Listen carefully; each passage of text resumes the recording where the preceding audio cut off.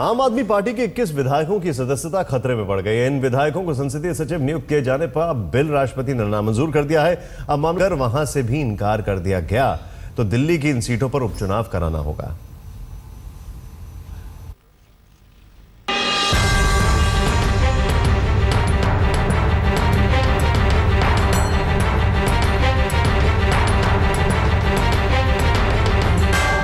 अरविंद केजरीवाल के सामने कड़ी चुनौती है और ये चुनौती राष्ट्रपति प्रणब मुखर्जी के उस बिल को मंजूरी देने से साफ इनकार कर देने से आई है, जिसमें संसदीय सेक्रेटरी के पद को ऑफिस ऑफ प्रॉफिट से अलग करने का प्रस्ताव था।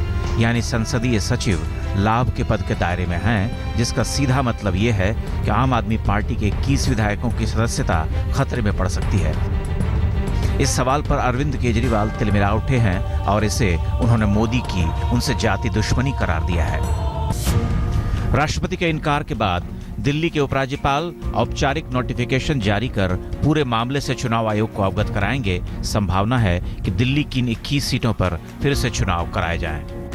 पार्लियामेंट्री सेक्रेटरी जो दिल्ली सरकार ने 21 बनाए, किसी को शिक्षा के क्षेत्र में बनाया, किसी को स्वास्थ्य के क्षेत्र में बनाया, किसी को पानी के क्षेत्र में बनाया, किसी को बिजली के क्षेत्र में बनाया, उनको किसी प्रकार की आमदनी, पगार, गाड़ी, बंगला, किसी प्रकार का इस बेनिफिट नहीं दिया गया।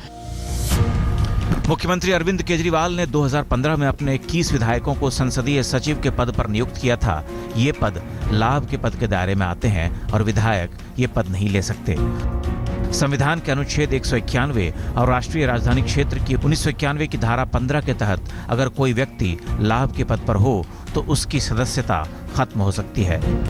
वैसे अभी गेंद चुनाव आयोग के पाले में है। आयोग को ही विधायकों के मामले में अंतिम फैसला लेना है। वहीं जुलाई में दिल्ली हाई कोर्ट भी इस मामले पर सुनवाई कर सकता है। पंकज जैन, दिल्ली आज तक। इस पूरे मामले में बड़ा सवाल यह खड़ा होता है कि क्या पहले पद दिया गया और उसके बाद बिल पास हुआ? तो यह अपने आप में कई सवालों को जन्म देता है। संबित पात्रा, बीजेपी के प्रवक्ता, क्या कह रहे हैं ये देखते हैं। यह बहुत दुख का विषय है कि एक बार नहीं सैकड़ों बार अपने राजनीतिक महत्वाकांक्षाओं को आगे रखने के कारण से मुख्यमंत्री अरविंद केजरीवाल ने बार बार इंडिया के जो कॉन्स्टिट्यूशनल बॉडीज हैं, चाहे वो राष्ट्रपति हैं, चाहे वो इलेक्शन कमीशन हो, क्योंकि ये पूरा मसला जो डिस्क्वालिफिकेशन का चल रहा है वो महामहिम राष्ट्रपति और इलेक्शन कमीशन के पास है।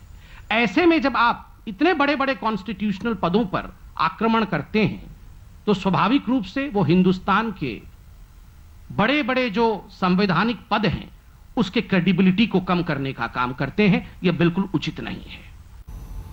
कानून क्या कहता है? Government of national capital territory of Delhi act 1991 के तहत चीफ मिनिस्टर के साथ सिर्फ एक पार्लियामेंट्री सेक्रेटरी हो सकता है। इन्होंने तो 21 रख लिए। वक्त एक ब्रेक का।